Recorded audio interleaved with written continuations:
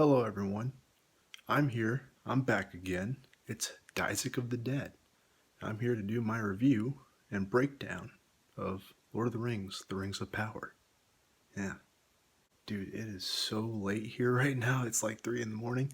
So this will be a breakdown and a review, reaction, whatever you want to call it. I'm just creating content and it's going to be on Amazon's Lord of the Rings, The Rings of Power. Make sure you like, share, subscribe, turn on notifications, whatever it is you want to do, go ahead. I'm cool with it. Now, before we start, I just want to say, wow, this show is just, it blew my mind. I was so excited about hearing that Amazon got the rights to the appendices of The Lord of the Rings. And I'm not a super expert on Lord of the Rings. I didn't read all the books. I got about halfway through The Hobbit, but I have seen the movies. I'm a relative normie to Tolkien's Legendarium. But I just gotta have to say that this show is phenomenal. It is expertly shot, expertly scripted, expertly acted. Everything about it just screams. I'll give you my rating after I break it down. So here's a breakdown of what actually happens in the show. So we're gonna get down to it. Spoiler warning. This is your warning right now. If you don't want any spoilers, click off the video. This is your one chance. So episode 1 starts off with a young Rapunzel making a paper boat before being bullied by a group of Slytherin kids. Then we see her brother Duncan Idaho show up and talk to her about like dark side stuff under a tree or something like that. I don't know, I wasn't paying attention. Then there's a Hellboy style prologue about Satan basically destroying Valinor. I mean, in this like flashback, it explains like some stuff that happens in the Second Age, like a war or something like that. Like, I am a normie, so I don't know everything about Tolkien's lore, but this seemed to have a lot of information just kind of left out, if you ask me. It explains some of the Second Age, but we don't really see any of it, or even understand when, where, what, why, or anything that's happening. Of course, orcs are still around, and they're led by the evil sorcerer. Get ready. You ready for the evil sorcerer leading the orcs? Get ready. So the orcs are being led by the evil sorcerer, Darth Vader. Discount Rey Skywalker then sees the mark of Zorro on her brother's corpse. After seeing this weird mark, she decides to go out and search for Vader.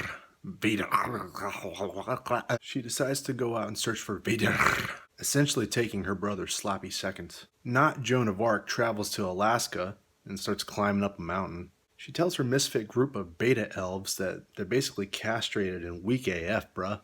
All I could say was, you go, girl. They find a cave, then Rey looks for her parents before punching them in the face. Not Lara Croft does a national treasure to see the dark mark of Voldemort, finding out Vader is still alive. Yeah, tell him, girl. A Yeti comes out in really dark strobe lights, and Slay Queen! Slay! Of course, all the beta elves then, leave their positions after basically pissing their frilly panties. Meanwhile, in not New Zealand, 2 homeless dudes from Baltimore wander into the ghettos of Los Angeles, where the Goutfoots live. Goutfoots, not hobbits, hide in holes and smell like dung. Bill Cosby pops out after doing a line to say everyone is clear for some reason. He looks at a calendar before his hoes start to nag him.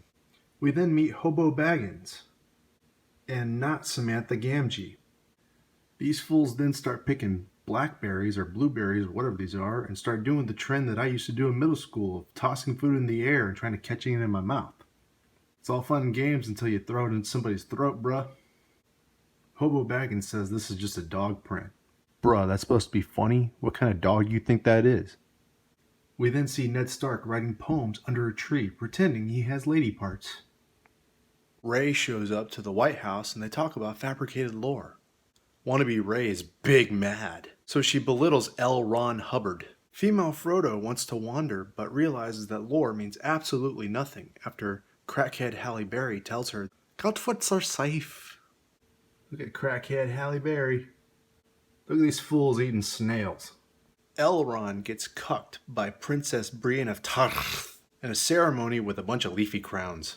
Bo Peep is now big sad on Elf July 4th when Capital Elrond tries to be a manzel in distress who's stuck in the friend zone. But Rey still wants her brother's sloppy seconds. Elrond finally grows a pair and calls her out, but apparently he hasn't seen what it looks like north of Winterfell. So he's clearly not qualified to mansplain to her. All he can tell her is, Jesus girl, blink or your eyes are gonna get dry. Bro, these are the eyes of a Karen. Look at this. Look at this. He tells her to put away her long hilted shaft, and she says, nah, a lightsaber is the weapon of a Jedi. I nearly cried in joy after hearing that scene. Now we travel to good old South Georgia, where Geralt of Jamaica arrives. Tell me you heard this one. An elf of color walks into a bar. So I mean, I guess the realms of men are just racist, just like Tolkien envisioned.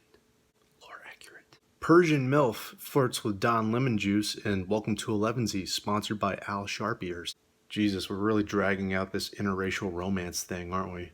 Sammy Davis Jr. still watches over the white supremacists, probably because they're still racist after all these years. Mowgli has a croaky voice, bruh.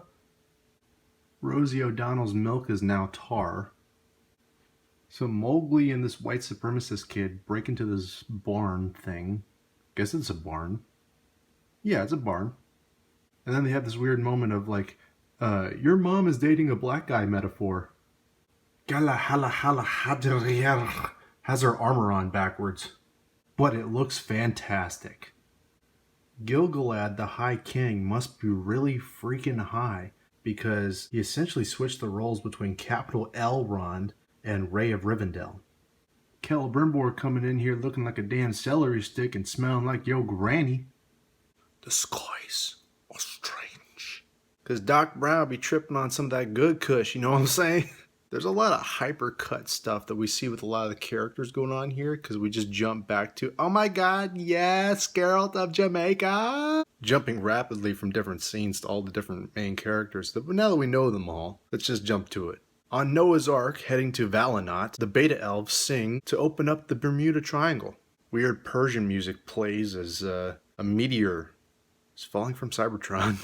A meteor from Cybertron enters the atmosphere, and extinction flies over diversity. Rey then decides to choose her own path, Slay Queen! And the meteor crashes right into Los Angeles, where the Goutfoots live. It's clear that the skies are indeed strange, and the weed is indeed dank. The episode ends when we see a naked veteran just laying in the middle of a crater. And that was my breakdown, and I guess you could say review, maybe, of the first episode of Rings of Power. And you know what? I gotta be honest with you, I was blown away. I think this is obviously going to be the greatest pilot to ever go down to history for a TV show. Now, I want to be fair to everybody, and I want to give this the most fair review I can. I'm going to give it a score of 10 out of 10. It nails it in everything, nails it in acting, nails it in direction, nails it in writing. Lore is a little iffy, but I can give up lore for literally everything else. You know, the messaging is very subtle, but it's there. I love that. I love the diversity. Love the inclusion. It's all there. So I'm